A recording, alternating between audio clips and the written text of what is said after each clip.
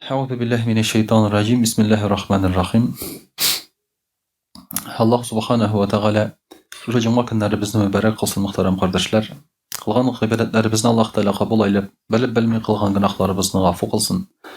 Alloh taolo bizga ikki dunyo baxti ham darajasi bersin. Iymonimizdan ayirmasin, qo'shqonlarin o'tab teg'anlaridan tiyilib isharga nasib eylesin. Zalim mazlum buludan saqlasin. Hamdaki shu janibimiz tanibizda bo'lganda Alloh subhanahu va taolani maqtab ulug'lab isharga endi payg'ambarimiz Muhammad Mustafa sallallohu alayhi va sallam ummatidan bo'larga, anga bizga salovatlarimizni aytib yasharga Alloh taolo nasib etsa edi. Muhtaram qardoshlar, bugun sizlashib ketasiz biz bo'lar Alloh bersa do'stlar turunda. Ya'ni nindi sifatlarga qarab do'stlarni saylarga kerak, ham umuman olganda yaqindagi kishilarga ne darajada e'tibor etarga kerak. Nima uchun deganda, muhtaram qardoshlar, qay vaqtda shu turmushda yashaganda bizga bik zo'r yordamni ko'rsatadi do'stlar, ham shulga yo'q ziyon keltiruvchilar da bular qay vaqtda yaqindagi kishilardan. Chunki yaqindagi kishi seni bilib tura. Sening narsa ishlaganingni, narsa siylaganingni bilib tura, shulay bit. Ham shunga ko'ra ziyon keltiruvchilar da shu yaqindagi kishilar odatda bularga mumkin. Менә шулай итеп, зыяннары әзрәк булсын өчен, дусларыбызның файдалары күбрәк булсын өчен, ниндирәк кешене сайларга һәм кемнәр белән аралашырга, шуның турында әзрәк сөйләшеп китик әле мөхтәрәм кардәшләр. Иң беренче чиратта кеше әлбәттә үзе генә яши алмый. Кемдер әйтә, миңа беркем кирәкми, бу абсурд. Кеше үзе генә яши алмый. Һеч шиксез аның аралашып йөргән кешеләре, дуслары, танышлары була. Bu kün kebek açık ayberler şulay bit indi. Endi muhtaram kardeşler, demek kişi yalgız gına yaşay almagaçtan kim bilendir ol dostluğun kırırga mümkin tiyiş bola. Bizde endi halkta aytalar, kim arabasına otursan şunun jırın jırlarsın deyler. Bu dinden çıkkan maqal deb aytsang da bo'la. Chunki payg'ambarimiz sallallohu alayhi va sallam aytadi: "Al-mar'u ala dini khalilihi." Kishi o'zining do'stining dinida yuridi. Khalil yanında bo'lgan iptashi. Shuning dinida yuri kishi. Demak, sening do'sting yanında yurgan iptashing kim bo'lsa, sen shuning dinida degan so'z. Falyanzur ahadukum man yukhalil. Ham kim bilan yurganingizni, kim bilan do'stlik qilganingizni qarag'iz deydi payg'ambarimiz sallallohu alayhi va sallam. Ne için alay bu? Eğer senin yanında yürüyen dostun Müslüman tugul iken senin dinine de ziyan gelecek. Kimdir ayta, to'xtag'iz ali dey. Ani ishlab benim dinime ziyan kelerge tiyish. Bizde demokratiya. İslam dininde de demokratiya. Kishi tilasa din tutar, tilasa tutmay. Buna benim dostum din tutmay. Onun ne ziyanı var? Muhtaram kardeşler, o senin dostun iken demek sizning münasebetler yaxşı. Siz qışqırışmısınız. Siz bir-biringizga qonaqqa yurisiz. Qayadır munchalarga yurisiz. Aralashasiz, silashasiz shulay. Bu narsa degan so'z. Ul olib borgan turmush ravishine sen rizo degan so'z. Ya'ni sen unga da'vat qilmaysan. Allohga ishon. Bu haram, bu halal. Bulay ishlama, bulay deb shulay bit. Sen unga da'vat qilmaysan. Eğer siz büyük motor dostlaşıp irisiz eken, çünkü sen da'vat kılsan, o senin bilen dostlaşmasıydı. Nereden bir kınna o sana aytır idi. Ciddi iretmemeni men özüm bir yaşay bilem dep, çünkü senin yanına kelgeçtin, o senden gel iretü sözü işitip tursa, sen anın bilen aralaşasın ki, o senin bilen aralaşası kilmi. O sana kelip aytmay, ireteli mena, bir iki yaxşı söz sileli dep, şulay. Kişi yaratmay iretkenni. Kişinin tabiatı şunday. Demek sen anı İretmisin. İretmisin iken sen riza. Turmuş ravışı bilen, anın fikirlevi bilen qanagat. Demek senin özüңнең diningga ziyan kelgen degan söz. Şuna göre de Peygamberimiz sallallahu aleyhi ve sellem aytdı: "El-mar'u ala dini khalilihi." Kişi dostunun dinindedir. Dost iken ol, aralaşalar iken matur gına yeriler iken, demek şu dostunun turmuş ravışından ol qanagat, ulanı xoplay. Küfürнең küfürlegen hopladın iken sen özüңдә шундый гайданасың. Автомат рәвештә. Шуңа күрә менә ул мөхтәрәм кардәшләр үзебезгә моны бер кагыйдә итеп, тәртип итеп, калы уйларга кирәк һәм билгеләп куярга кирәк. Чөнки кем безнең дустыбыз, кем безнең яныбызда, демәк инде без үзебез дә шундыйга әйләнәбез. Кешеләр ниндидер уртак әйберләре булганда бергә дуслашалар, бергә йөриләр. Уртак әйберләре булмаса, алар дуслаша алмыйлар. Ике чит ят кеше дуслаша алмыйлар. Киноларда гына ул әкият шулай бит. Сезнең бер киноханагыз бармы? Исемен оттым мин хәзер. Анда бер негр, кара кеше, самурай булып кыланып йөри. Аның бар дусты, французча сөйләшә торган кеше. Берсе английча сөйләшә, берсе французча, бер-берсен аңламыйлар, но дусалар. Бу абсурд. Бу кинода гына булырга мөмкин. Дөньяда алай булмый ул, шулай бит. Әгәр дә сез бер телдә сөйләшмәсәгез, әгәр дә сезнең уртак фикерләрегез булмаса, сез дус була алмыйсыз. Менә шуңа күрә дә дустыңның һәм синең димәк ниндидер уртаклыгың бар. Менә шуны безгә үзебезгә иң беренче билгеләп китәргә кирәк. Дусларын сайлаган вакытта нинди киңәш, нинди мисалга карарга кирәк. Беренчесе шулай бит акыллы дус. Без иң беренчесе иманлы. Әле генә әйттек шулай бит, иманлы дус булырга тиеш. Иманлы белән бер рәттә нинди булырга тиеш? Акыллы булсын шулай. Дуракларын сайлама. Дус булырга. Дуракларны сайлама. Әгәр дә син мәсәлән сайласаң дуракларны. Мәсәлән, син кунакка чакырасың дурак дустыңны. Дурак инде ул урысча әйтсәк недалёкий. Ул инде гади кеше ул. Ул гади кеше дә булырга мөмкин шулай. Сиңа кунакка килә. Кунакка килә дә аннан соң кешеләргә сөйләп йөри. О, мин тумында дустымда булдым, аның өендә бу бар, теге бар, аның ул булай яши, фәлән яши, тегеләр яши. Ул аны начарлыктан да сөйләми. Что баш эшләми аны. Гадилеге белән шулай сөйли ул аны. Ләкин аны тыңлаган кешеләр, алар бит синең дусларың түгел. Алар инде синең тормышыңны ишетеп, көнләшеп куярга, сиңа начарлык теләргә мөмкиннәр. Шуңа күрә акыллы дуслар кирәк шулай бит. Баш белән уйлый торган, артыгын күрми торган, артыгын сөйләшми торган, күп сорау бирми торган, шулай бит. Һәм дә инде шулай ук синең турында артык сөйләп йөрми торган. Шундый акыллы дусларны сайлагыз да. Әгәр дә әйткәнебезчә баш эшләп бетермәсә, шундый бер простойрак, дуракрак дип әйтик инде шулай бит. Бу вакытта ул сиңа дошманга караганда да күбрәк зыян китерәчәк. Син дошманны өеңгә гомердә кертмисең. Ә бу синең өеңдә булып, шулай бит өеңдә йөреп, сиңа зыян китергә мөмкин. Шулай ук инде аның әйбәт булсын хылкы. Хылкы әйбәт булсын шулай бит. Тәрбиясез кеше белән бик авыр. Мәсәлән, булар кешеләр бер туктамый сүгенәләр. Теләсәң нәрсә шулай бит сөйләшәләр. Була кешеләр тәртипсез тоталар үзләрен. Шулай бит. Тәртипсез кешеләр булырга мөмкин. Булырга мөмкин аларның хылкы ягыннан саранлыклары да, куркаклыклары да һәм башка яклары да. Шуңа күрә дә хылкы ягыннан яхшыларны сайлагыз дигән. Хылкы әйбәт булсын.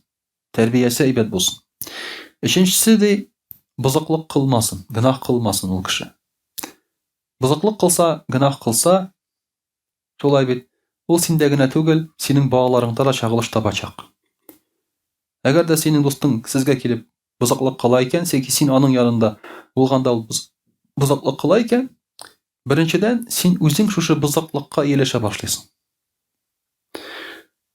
Ягъни үзең шушыны кабул итә башлыйсың тора-тора. Кабул итә башладыңмы, син үзең дә шул бузыклык юлына аннан соң күчәргә мөмкинсең. Кеше бузылса, иң беренче аның дустын карарга кирәк. Аралашкан кешеләре нинди? Алардан нәрсә килә, нәрсә иярә? Дустың шушы бузыклыкны кыла торган булса, демәк сиңа да күчә. Сиңа күчмәсә, синең балаларыңа күчәчәк. Синең балаларыңа күчмәсә, шулай бит хатының моны күрәчәк. Хатын кызлар, алар андый нәрсәне бик тиз күреп алалар һәм бик тиз италар. Хатын кызның хылкы ир кешенекенә караганда йомшаграк. Яраклашучан күбрәк аларда. Һәм алар күргән бер әйберне итеп кабатларга тырышалар хатын кызлар. Шуңа күрә аларны сакларга кирәк. Хатын кызларны һәм балаларны чит ят кешеләрдән, күзләрдән һәм чит ят мөхиттән сакларга кирәк. Хатын-кызга шуңа күрә өйдә утырырга кушылган. Әгәр дә ул берәр нәрсә күреп алса, ул аны бик тиз ота, кабатлый һәм шуны кайтып сөйләячәк, шуны таләп итәчәк. Әгәр дә синең бозык дустың бар икән, өеңгә керә икән, хатының, балаларың алдында ул күренә икән, бу аларга иярәчәк. Һәм ул сиңа әйтәчәк шулай бит, балаң. Сүгенеп йөргән җирдә, ник сүгенәсең дигәч, менә әйт, фәлән абый сүгенә ди. Бетте, син аны беренче талмыйсың анысы. Инде мөхтәрәм кардәшләр, шулай ук 4нче төрле бер сыйфат дөнья белән генә яшәгән һәм дөнья байлыгына омтылган дусларны сайларга ярамый. Бары дөнья байлыгы белән генә яши. Монда сүз бармы? Бөтенләй дөньядан ваз кечкән дип. Андый кешеләр юк инде ул. Ләкин дөнья байлыгы белән генә яшәүчеләр бар. Аларга синнән яки башкалардан бары дөньяви файда гына кирәк. Акчамы ул, блатмы ул, танышлыкмы ул, ниндидер шулай бит. Бөтен әйбер кирәкми. Мондый кешеләр синдә әйберең юкка чыгу белән, алар да юкка чыгачаклар. Синең файдаң калмау белән, алар да юкка чыгачаклар. Шуңа күрә күп очракта Амар Хайям да әйткән бит. Истәл артында утырган дуслар дус түгел дигән. Дуслар сынала кайгы белән дигән. Истәл артында утырган дуслар түгел. Бүген тормыш, Аллага шөкер, алай теге хәсрәтле авырлык белән бармый. Бүген күп очракта очрашалар табыннар артында. Каядыр кунакларда, табыннарда, мунчаларда, ниләрдә кеше күп җыела. Ләкин булар синең дусларың дигән сүз түгел. Дуслар кайгы белән сынала. Авыр чакта ярдәм белән сиңа килгән, ташламаган, үзләре килеп сиңа тәкъдим ясаган ярдәм итәргә шундый дуслар бар. Шуңа күрә элек-электән әйтәләр шулай бит инде. Бер иске дус 100 яңа дустан яхшырак. Сыналган дуслык. Шуңа күрә дә дөнья белән генә яшәсә, әгәр дә кеше синең дустың күреп сизеп алдың икән, дөньяга хирислыгын, байлыкка хирислыгын. Димәк, инде бу сиңа хыянат итәргә мөмкин. Шундый кеше, шуңа күрә аларны гына сайламагыз ди. Шулай ук инде мөхтәрәм кардәшләр, безнең шушы мөселманлыкка дәлил буларак, мөселман дуска дәлил буларак Аллаһ Тәгалә шулай әйтеп китә: Бисмиллаһир-рахманир-рахим. Ва ла та'ду гайнака анхум туриду зинатал хаятид дунья. Ва ла тутигъ ман агфална qalbahu an zikrina wattaba'a hawa. Син аларга карамады. Кемнәргә? Кем шушы дөнья байлыгын гына тели ди. Аларга карамады. Пәйгамбәрбез саллаллаһу алейһи ва сәлләмгә әйтә Аллаһ Тәгалә. Ни өчен? Әйткәнебезчә, бу дөнья байлыгын теләгән кешеләр, аларның күңелләре кара. Алар шушының белән генә яшиләр. Аларның өчен изге дигән төшенчә әйбер юк. Сатырга мөмкин алар теләсә нәрсәне. Илне дә, намусын да, динен дә бөтен әйберне сатырга мөмкиннәр. Һәм буйсынма кемнәргә? Йөрәкләре капланган, Аллаһ Тәгаләне искә алмаган һәм үзенең нәфсенә йөргән кешеләргә буйсынмады Аллаһ Тәгалә. Нәфсенә ияреп, үзенең теләкләре белән генә яшәгән. Аллаһ Тәгаләне зикр итмәгән, йөрәкләре капланган кешеләргә буйсынма. Буларның йөрәкләре каралган. Аллаһны белмиләр. Теләкләр нәфс белән генә йөриләр. Алар проблема китереп чыгарырга мөмкиндер. Күп проблема шулай ук дуслардан килеп чыга башлый. Үз нәфсенә ияреп, шулай бит. Менә бит сез монда бит яшьләр утыралар, шулай бит инде. Бумер дигән киноны хәтерлисезме? Аларның бөтен проблемалары бер дурактан башлана. Нәфсенә ияргән, шулай бит тәкәббер бер кешедән башлана аларның бөтен проблемалары, шул бер дусларыннан башлана. Шушы дустына ияреп, үзләренә насун проблема ясап китәләр алар. Әле шул дусты аларга хыянәтчеләр булып чыга. Сезгә инде башка мисалны китереп булмый шулай бит инде. Шундый мисаллар китерсәң генә сезгә. Белә торган якын мисаллар. Шуңа күрә дә шундый дөньяга табынган, дөнья белән генә яшәгән дуслар, алар сиңа проблема китереп чыгарачаклар. Нәфс белән йөргән. Аларга буйсынма, алар белән йөрмәде Аллаһ Субханаһу ва Тәгалә. Менә шулай итеп, мөхтәрәм кардәшләр, икенче бер аятында Аллаһ Тәгалә әйтә: Бисмиллаһир-рахманир-рахим. Ваттаби' сабила ман анаба иlayya.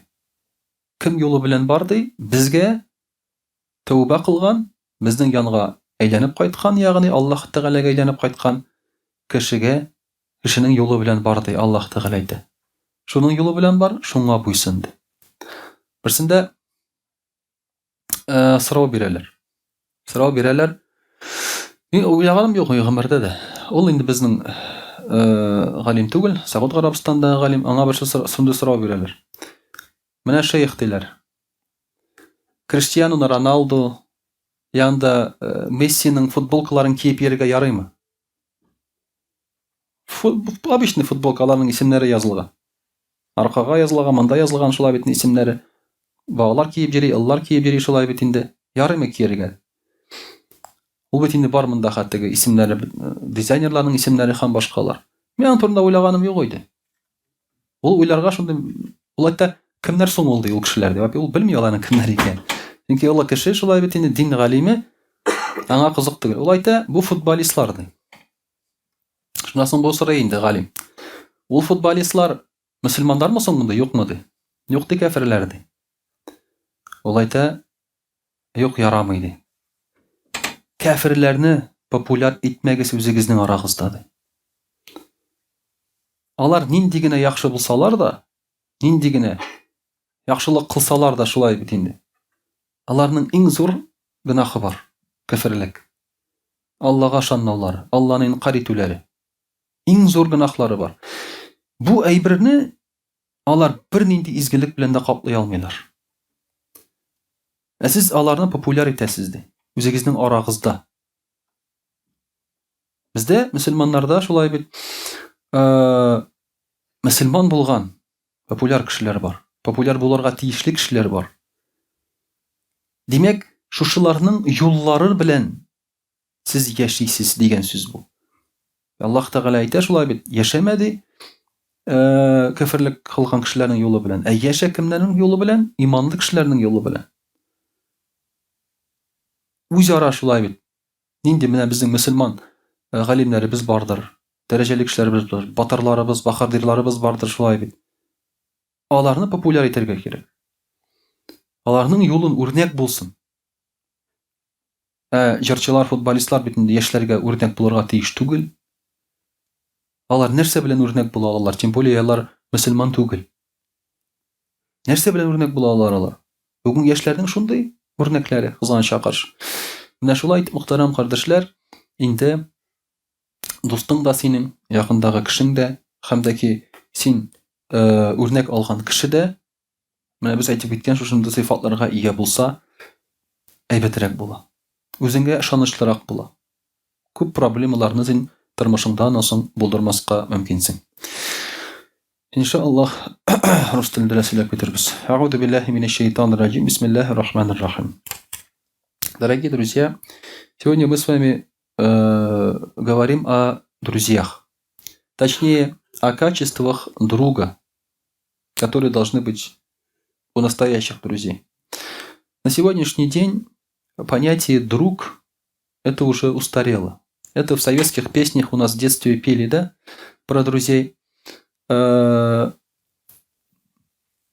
всегда говорили, учили, что хороший друг, там, да, это хорошо, не имей 100 рублей, а имей 100 друзей, у которых по 100 рублей и тому подобное. Это уж я от себя добавил. Сейчас уже так это звучит на самом деле.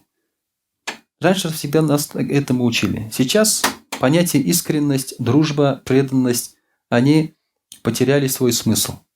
Сейчас прежде всего это выгода, польза, выгода от человека, от окружения, что ты с него можешь получить, как ты можешь свою жизнь улучшить и так далее и тому подобное.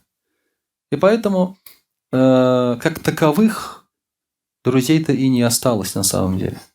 Хотя повыше, так скажем, да, люди, которые жизнь повидали, большие деньги видели и тому подобное, они знают толк в друзьях.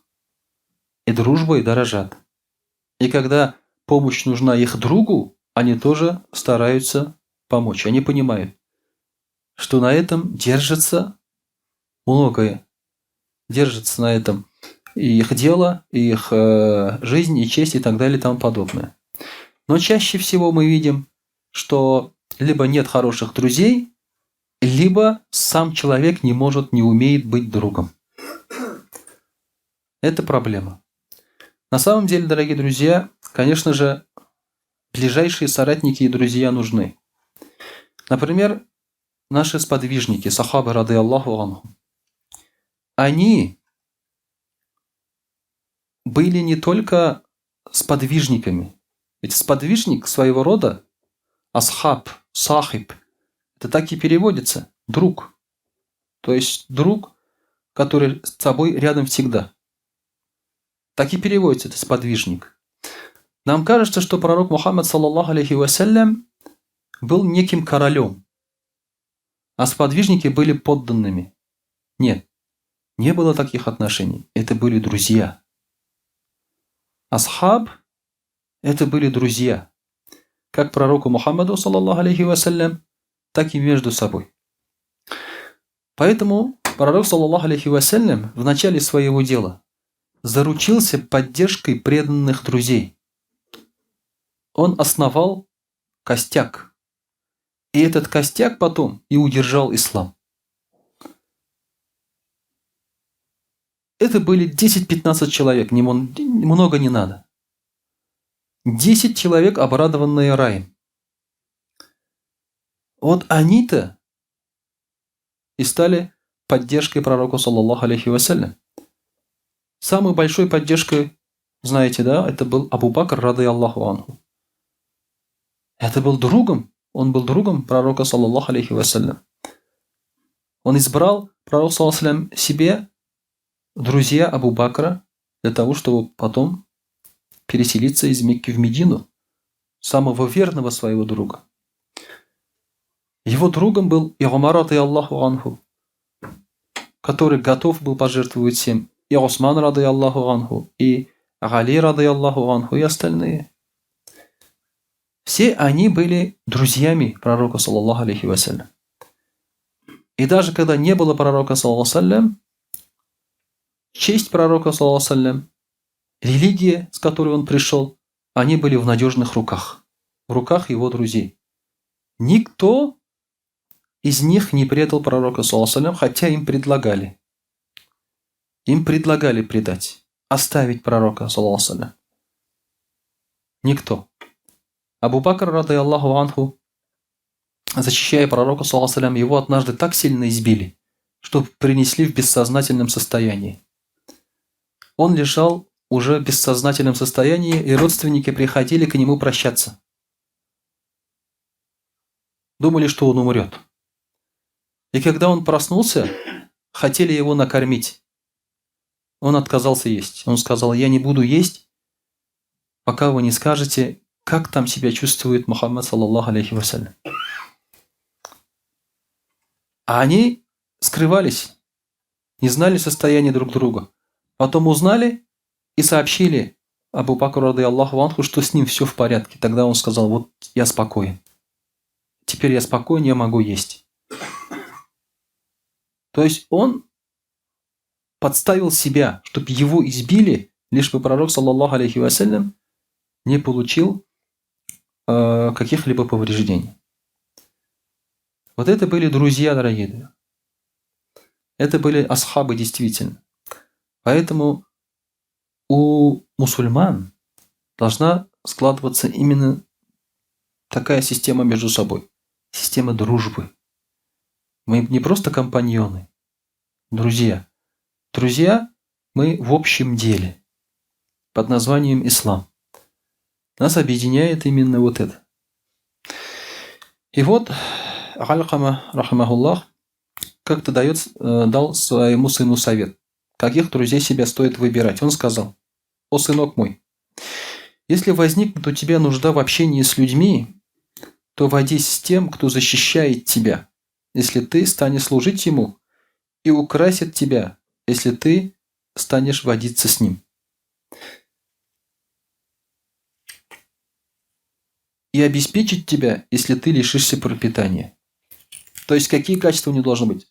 Он должен защищать тебя, а не оставлять и бросать при первом удобном случае.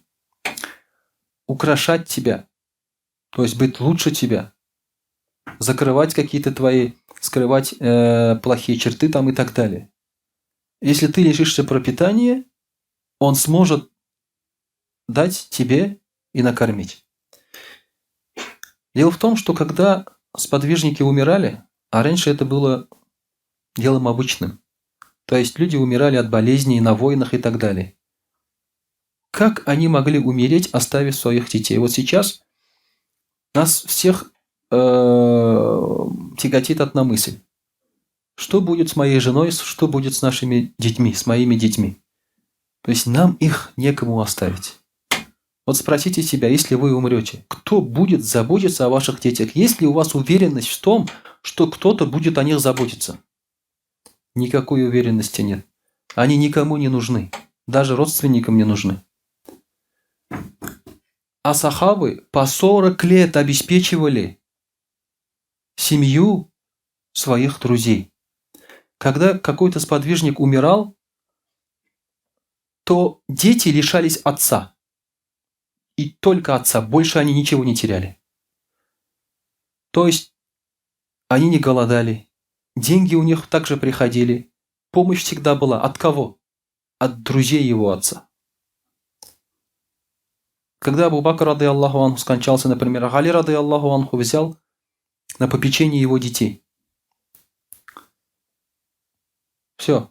То есть без каких-либо вопросов. Никогда детских домов не было у мусульман. Если какой-то мусульманин лишался, точнее, дети лишались отца, все, сразу друзья взяли под опеку эту семью. Сейчас где-нибудь такое вы можете увидеть? Мы можем увидеть разовую помощь при похоронах. То есть собрали деньги, отдали. Все, дальше живите как можете, как хотите. А раньше именно была такая помощь. То есть дети даже приходили к друзьям отца и говорили, вот отец мне сказал, чтобы я обратился к вам в случае чего-то там, да? И что говорил этот друг? Пошел ты? Он говорил, твой отец был хорошим человеком. Считай, что я твой отец, проси все, что угодно. И таким образом помогали. Так жизнь была раньше. Поэтому обеспечивали не только друг друга, а еще и семью друг друга в случае чего. И водись с тем, кто протянет тебе руку, если сам ты протянешь ему руку с благом. И кто не оставит без внимания добро, увидев, что ты сделал его, а если увидит дурное, то покроет его. То есть друг отвечает добром на добро. Сам пророк, саллаллаху алейхи ва саллям, был таким. Если ему делали подарок, он обязательно находил возможность сделать подарок этому человеку. Или сделать доброе дело. Если не находил, то делал дуга. А если что-то плохое делали, то есть покрывали, защищали друг друга, покрывали и прощали. Води с тем, кто даст тебе, если ты обратишься к нему с просьбой. Сам заговорит с тобой, если ты будешь молчать. Он не ждет от тебя чего-то. Он сам с тобой заговорит, сам спросит дела и так далее. И утешит тебя, если с тобой случится беда. Води с тем, кто поверит тебе, если ты скажешь что-нибудь, и будет давать тебе советы, если ты попытаешься сделать что-либо. А если вы будете вести тяжбу, сделает тебе уступку. То есть, когда спорить, Игорь, он, настоящий друг, уступает. Он уступает. То есть, он не будет с тобой спорить до конца. Хотя есть такие вот люди, да, которые спорят до конца, не могут уступить. Не могут промолчать, закрыть глаза. Спорят, перебивают друг друга, лишь бы вот его слово было последним. С таким человеком дружить очень сложно, практически невозможно. Также, дорогие друзья, Аллах Тааля говорил, бисмиллахи рахмани рахим, Мухаммаду Расулуллах, валлазина магаху ашиддау аля аль-куфари рухамау байнахум. Мухаммад, говорит, посланник Аллаха. И те, которые с ним, то есть с пророком, саллаллаху алейхи ва саллям, это мусульмане, они суровы к неверующим и милостивы друг к другу. То есть к друг другу, к мусульманам. Также, дорогие друзья, настоящий друг, вообще, по сути, даже просто хороший человек, он скрывает недостатки других. Есть такое выражение. Хороший человек он скрывает, а фаджир, грешник, он раскрывает. Он раскрывает, наоборот, изъяны других людей. Если у вас есть друг, который рассказывает плохо про других людей, он к вам близкий человек и постоянно про кого-то плохо рассказывает, считай, о вас он тоже плохо говорит кому-то. Делайте такой вывод. Я это еще в детстве делал такой вывод. У меня был один знакомый человек, он был старше меня, я был младше. И он постоянно рассказывал про чужих людей. Мне это нравилось. Потому что узнаешь о других людях, их недостатки, что они делали, куда ходили там, да, и так далее. Я поэтому, когда видел его, с интересом слушал. Я говорю, ох, и вот он сколько знает о других людях, да, рассказывает, тоже интересно, надо это. Потом я понимаю, мне тоже другой друг говорит, что вот этот, кто про других рассказывает, он, говорит, про тебя тоже, говорит, рассказывает другим. И говорит, об этом знаешь? Я тогда понял, для себя в детстве сделал потом урок. Я говорю, все, с такими людьми не общаться. Как бы интересно с ними не было, а это же действительно интересно. Обычно таких людей рядом держат цари, всякие директора и так далее, да? Завод там, давай, поговорим. Ну-ка там, кто, что, как там. И те начинают уже. Значит, он про тебя то же самое будет рассказывать. Поэтому друг настоящий, хороший человек, в принципе, он скрывает других, недостатки других людей. Пророк ﷺ говорит, «Ман сатара муслиман, сатараху Аллаху фид дунья валь ахира». Кто скрыл мусульманина, его недостатки, Аллах скроет его недостатки в этом мире и в ахирате. Кто не скрыл, значит, Аллах Тааля его же самого же обнажит вот эти вот недостатки. Также, дорогие друзья, с мусульманами, с друзьями не надо спорить. Много и долго. Бывают иногда какие-то разногласия. Чуть-чуть, да, поговорил. Но долго не надо. Потому что это приводит к ненависти друг к другу, к обидам друг к другу. Пророк ﷺ поэтому говорит: «Ана за'имун би бейтин фи рабатил джанна лиман тарака аль-мира ва ин кана мухикка». Я, говорит, даю гарантию, что будет дом в окрестностях рая тому, кто оставит спор, даже если он прав. Будучи правыми, даже нужно оставить спор. Хотя вы знаете, что тот, кто с вами спорит, не прав, ошибается. Лучше вы оставьте спор, так будет для вас и для него лучше. Вы ничего не докажете, во-первых, но отношения испортите. А если это друг, то тем более он от вас отвернется. То есть со спорящим человеком неинтересно находиться. Поэтому есть это целая наука. Когда говорят же, вот, например, да, споришь с кем-то, если хотите что-то ответить, там есть такой метод, да, сначала согласитесь с ним. Например, человек вам что-то сказал, вы скажете: да, ты прав. Или да, точно, и потом добавляйте свое мнение. А если вы ему говорите: нет, ты не прав, и так далее, начинаете вот так с этих слов. То есть это вот спор, это психология. Этому учат на тренингах, чтобы правильно общаться с людьми.